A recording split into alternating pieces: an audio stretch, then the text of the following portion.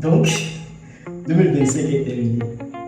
2025 est terminé, on est en 2026. Salut les amis, j'espère que vous allez bien. Moi, ça va super. Ici, c'est Jacob Gomez, je suis formateur et développeur web. Je suis le promoteur de Help All Skills, qui est un programme d'accompagnement qui vise à aider les gens à monter en compétences en leur proposant du coaching ou du mentorat. 2026. Alors, je suis là pour vous partager le bilan de mon année 2025. Alors, 2025 a été une année riche en expérience, en apprentissage. J'ai envie de partager avec vous sur 4 points comment j'ai passé cette année 2025, tout simplement. Alors, mon partage va s'articuler autour de 4 points, comme je l'ai dit. Le premier point, je vais parler ici de ma vie professionnelle. Voilà mon boulot en tant que développeur. Le second point, je vais ici aborder le côté business parce que dans ma présentation tout à l'heure, je parlais du fait que je suis promoteur de Help All Skills. Okay? Donc, je vais parler un peu de ce que ça a été en tant que jeune entrepreneur cette année 2025. Donc, on est en 2026. L'année 2025 est terminée. Okay, d'accord. Le troisième point, je vais ici faire un bilan sur le plan personnel. Voilà, ce que je suis devenu sur le plan personnel. Ma vie de façon générale, pas spécifique. Générale. Non, spécifique, non générale. En fait, ma vie de façon générale. Si je suis devenu ce que je suis actuellement dans ma vie, quand même de façon générale. Et pour finir un peu mes projections, ce que je peux partager bien sûr avec vous actuellement pour l'année 2026. Alors sans plus tarder, commençons. Je vais commencer mon partage par ma vie professionnelle. Alors sur le plan professionnel, j'ai passé une année très riche en expérience et en apprentissage. Okay? J'ai eu la chance de travailler dans un environnement très challengeant et très exigeant.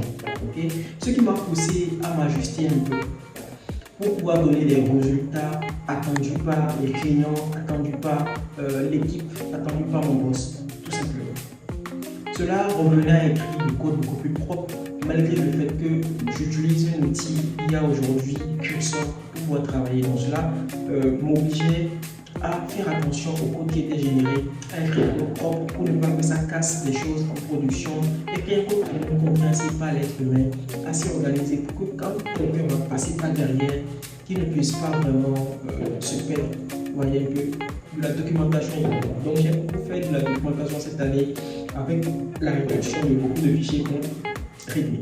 J'ai fait également beaucoup d'optimisation SEO. J'ai beaucoup travaillé sur les SaaS cette année, je ne sais pas pourquoi, je n'ai pas dit le nom des boîtes, le nom des produits. J'ai travaillé beaucoup plus sur des SaaS. Il fallait que ces éléments soient bien référencés. J'ai ajouté pas mal d'outils, des extensions qui nous permettaient en fait de scanner le site et de pouvoir nous donner les détails, tout ce qui est détails SEO, afin de pouvoir améliorer les performances de notre application et de nos sites web. Et le challenge de cette année en termes professionnels, ça a été au fait un système de layout automatique que j'ai eu à mettre en place sur l'un des projets sur lesquels j'ai travaillé. Ok. Alors, en quoi cela consiste au fait? Voilà, comme je disais, c'est un système de layout qui permet en fait de pouvoir afficher des éléments sur la page en fonction de la colonne, c'est-à-dire en fonction de votre type d'écran, que ce soit sur mobile, desktop ou grand écran. Et on pouvait en fait choisir ici la stratégie de distribution des données. C'est-à-dire, quand on prend déjà le mobile, on peut aussi définir le nombre de colonnes qu'on veut sur le mobile. Souvent, c'est une colonne. Sur tablette, on peut définir également, c'est pas fixe. Mais on peut aussi choisir en fait, la stratégie d'affichage des données. De façon, elle pouvait être automatique, c'est-à-dire les données vont suivre un ordre automatique. Elle peut être prioritaire, c'est-à-dire les données vont s'afficher dans l'ordre en fonction de la priorité. C'est des critères au niveau de la base de données. Donc, vous n'allez pas forcément comprendre ce que je dis. Et on peut aussi faire un réglage, c'est-à-dire on peut afficher les données dans la grille, dans une layout là, de manière manuelle. C'est-à-dire on peut choisir par exemple dans la première colonne les éléments qu'il faut afficher, deuxième colonne, troisième colonne, dans un certain ordre, en fait, sous forme de mosaïque. C'était vraiment intéressant comme challenge et tout. Cette année également, j'ai eu à éveiller mon Sharingan. Vous voyez un peu, quand on travaille avec des gens qui sont très exigeants, à la longue, on finit par l'être aussi. Quand je travaille dans les anciennes boîtes, je ne dénigre aucune boîte. Le design, ce n'était pas un élément sur lequel on faisait beaucoup plus attention. Mais à force de travailler avec cette personne-là, le sens du détail, c'est-à-dire la typographie, la couleur, le graissage, les espacements, les bordures, même les rovers, je vous dis, les rovers étaient vraiment des sujets à débat. On m'a fait tellement de long au début, voilà, pour ces petits aspects au fait. Mais à la longue, j'ai quand même gagné en expérience et j'ai compris que le design c'est vraiment important. L'expérience, quand le designer fait quelque chose, il est important de pouvoir le reproduire. J'ai aussi compris qu'en tant que développeur, j'ai le devoir de conseil, c'est-à-dire par rapport à un design, je peux donner mon opinion ou je peux rajouter des choses et pouvoir l'argumenter beaucoup plus tard face à l'équipe, face au staff technique, etc., etc. Donc ça a été une très belle expérience côté design. Ça m'a permis de travailler sur des designs quand même assez poussés. Voilà. Et de pouvoir obtenir le résultat que le client voulait. Donc le côté raffinement au niveau du design, ça a été une très belle expérience pour moi en tant que développeur front-end cette année. Alors je vais rapidement parler des technos que j'ai utilisés en tant que développeur front-end cette année. Alors je suis beaucoup plus resté dans l'écosystème React, bien que je sois développeur Vue.js de base. On va dire il y a un an que je n'ai plus touché le code Vue, bon, je l'ai touché récemment pour un projet de la boîte. Mais je suis beaucoup plus resté dans l'écosystème React. Déjà avec React simple. Voilà, React simple. J'ai travaillé avec React Router 7. Ok. J'ai également fait une petite expérience avec Remix. Bon, Remix React Router 7, c'est pratiquement la même chose. Mais à l'époque, c'est qu'on devait travailler sur un produit. Donc il fallait faire un choix. Et le choix était sur Remix. Je me suis rendu compte que Remix n'était plus maintenu. C'était React Router 7. Donc j'ai dû apprendre un peu des deux. Donc finalement, on a migré sur une Nest.js que j'utilise aujourd'hui. Mais cette année, j'ai fait pratiquement le reste, la moitié de l'année avec un outil, un framework React. Voilà, Payload CMS. C'est un banger cet outil. Excusez-moi. Peut-être que je ferai une vidéo dédiée à Payload CMS pour vous partager vraiment ce que j'ai gagné avec cet outil. Quelle expérience j'ai fait avec cet outil, tout ce que j'ai pu faire avec cet outil, c'est vraiment magique, intéressant. Aujourd'hui, plus besoin de Strapi pour moi et un projet Nest à côté, Payload Game Changer. Même si ce n'est pas une publicité, mais Payload Game Changer. Donc, cette année, la moitié de l'année, ça a été Payload.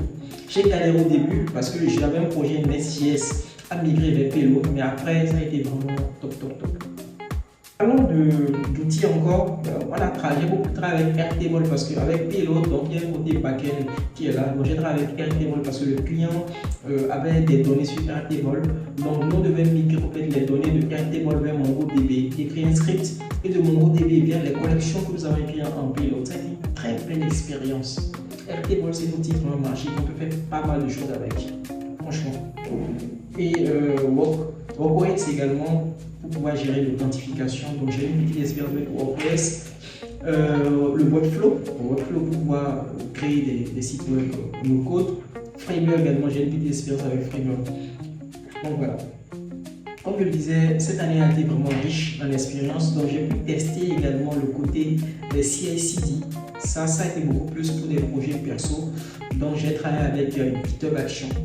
Voilà, GitHub Action en écrivant mes jobs, des trucs comme ça. C'était vraiment intéressant de voir ce côté-là. En tant que développeur front-end, on n'a pas souvent ces éléments. Okay, on ne touche pas vraiment le côté ops de la chose, mais côté automatisation.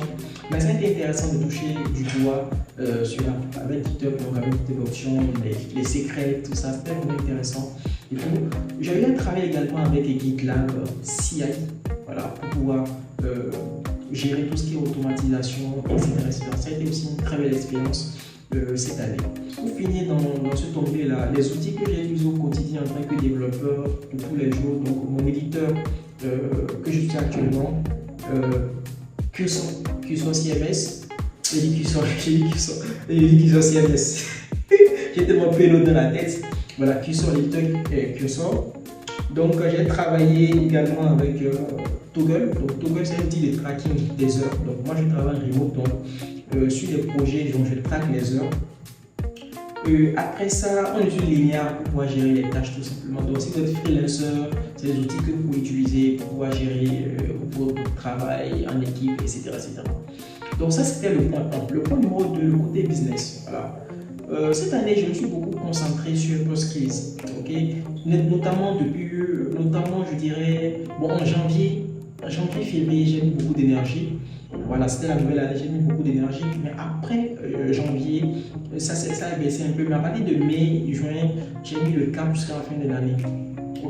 Donc, le but ici, c'était de trouver des stratégies, voilà, pour pouvoir vendre, parce que je n'avais pas encore assez de clients, je venais de lancer, vendre, trouver des stratégies aussi pour faire intéresser les gens. Donc, j'organisais des meet-ups, je faisais de petites choses, mais ça ne me donnait pas forcément. Donc, j'ai quand même continué à le faire. Cela m'a permis de tester beaucoup de choses, beaucoup de stratégies que je n'ai pas forcément envie d'étaler ici, LinkedIn, Facebook, des stratégies quand même pour attirer les gens.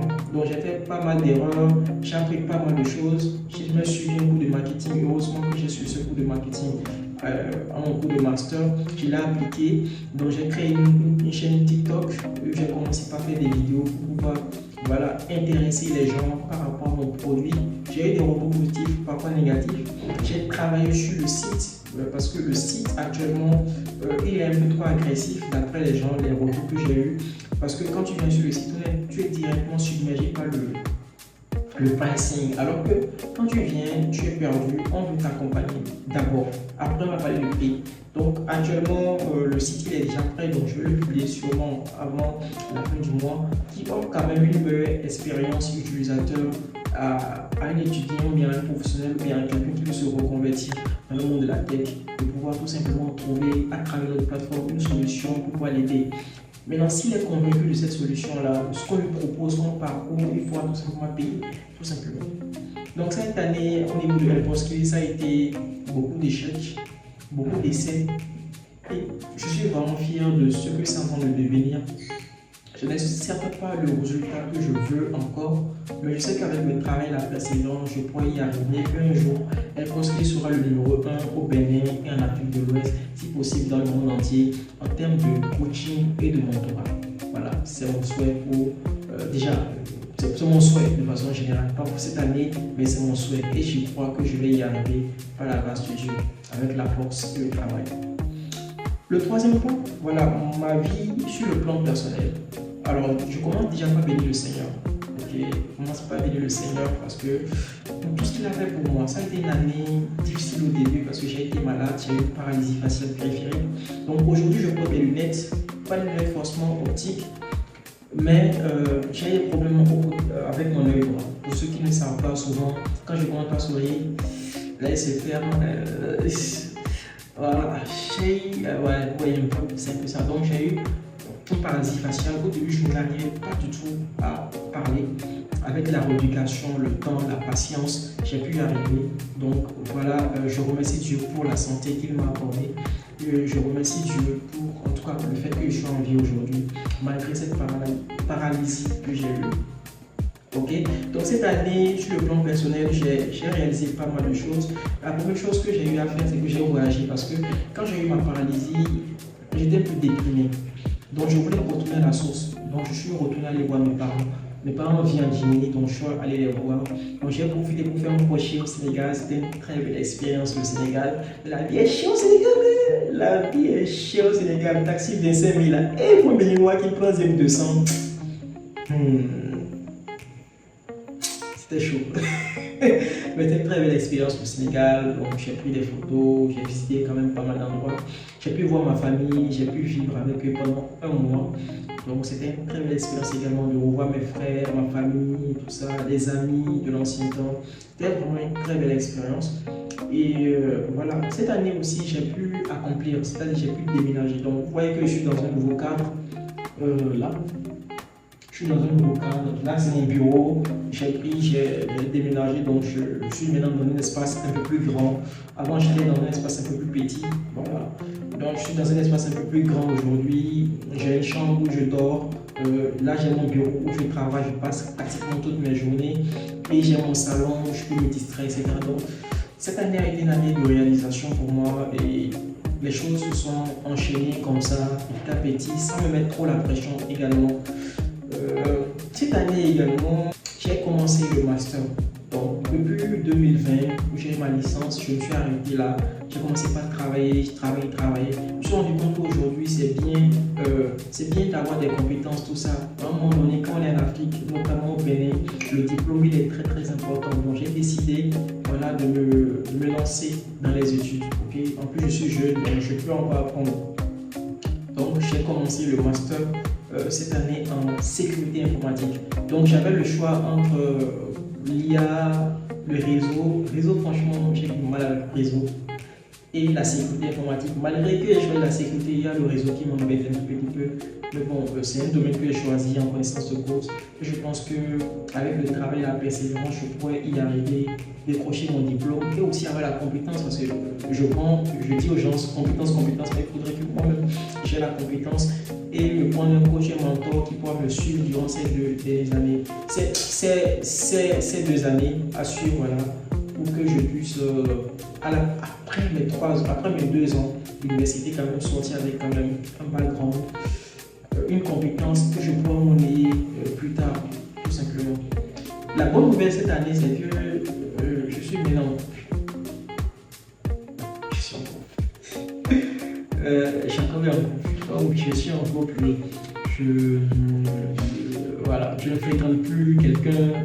Je suis maintenant officiellement en couple. Donc, Dieu m'a donné la grâce d'être en couple avec quelqu'un. Et au moment où je vous écris là, elle vient de m'envoyer un message. Bonne nuit, mon amour. Et voilà, bonne nuit aussi à toi. J'ai vu la notification. Donc voilà, donc je suis en couple. Très belle chose. Donc voilà, je suis très heureux, très content. Je fais que ça. Alors, pour finir mon partage, le dernier point, le divers, les orientations, les projections pour l'année 2026, c'est que je compte au fait partager plus de contenu sur les réseaux sociaux relatifs à HyperSkills, okay? Plus de contenu sur ma chaîne TikTok, etc. Faire un peu plus, être beaucoup plus à l'écoute de mes clients, des personnes qui s'intéressent en tout cas à ça, être plus à l'écoute, proposer des choses pour eux afin de pouvoir quand même les aider à pouvoir s'en sortir tout simplement. Donc ça c'est l'objectif cette année, être à l'écoute et proposer vraiment des solutions qui touchent un problème précis et être à l'écoute. Voilà. Et l'autre chose, c'est que cette année, je veux finir quand même l'année correctement puisque j'ai commencé le master. Pas trop de rattrapage quand même. Si je finis sans rattrapage, ça serait intéressant. Là, actuellement, j'ai du mal là encore à trouver l'équilibre entre les cours, HyperSkills, les trucs que je gère. Et puis, voilà, le boulot, c'est un peu compliqué. Je n'arrive pas à beaucoup apprendre. Je prends juste des notes qui n'arrivent pas à m'aider pour les compositions, mais il faut quand même que je trouve une très bonne stratégie pour ne pas quand même finir l'année avec des rattrapages. Donc ça, c'est déjà un élément très très important. Aussi, je compte lancer mon podcast. Donc sûrement la vidéo va sortir les semaines à venir, les jours à venir. Donc lancer mon podcast qui va parler d'entrepreneuriat. Le nom de la chaîne, c'est Build from Africa. Donc on va parler d'entrepreneuriat, de projets, tech, etc., de vision, des trucs comme ça. Et sur le plan professionnel, au niveau de mon boulot, continuer dans la même lancée, mettre beaucoup plus de rigueur et de sérieux dans le travail. Et parfois, je suis un peu trop distrait. Okay? Quand on a un remote, on est parfois un peu trop distrait, un peu de rigueur, un peu de sérieux dans le travail, afin de vite finir les tâches à temps et passer à autre chose. Quoi. Donc voilà. Donc voilà un peu ce que je voulais partager avec vous. Je voulais le faire en vidéo parce que je ne suis pas du genre à écrire des articles comme l'ont fait beaucoup d'amis.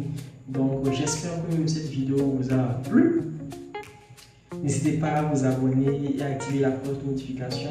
Dernier point, je ne sais pas si je ferai des vidéos sur la chaîne.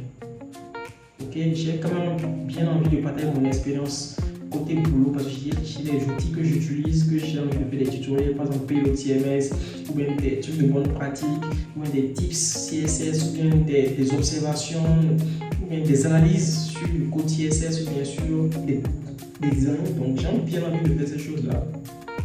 Si le temps me permet cette année, je ferai des vidéos. J'ai déjà configuré sur mon ordinateur tout ce qu'il faut comme environnement, OBS et tout, mais j'ai pas encore décidé quoi. Donc voilà. Donc les amis, merci de m'avoir suivi jusqu'à la fin. Ciao ciao et paix sur vous.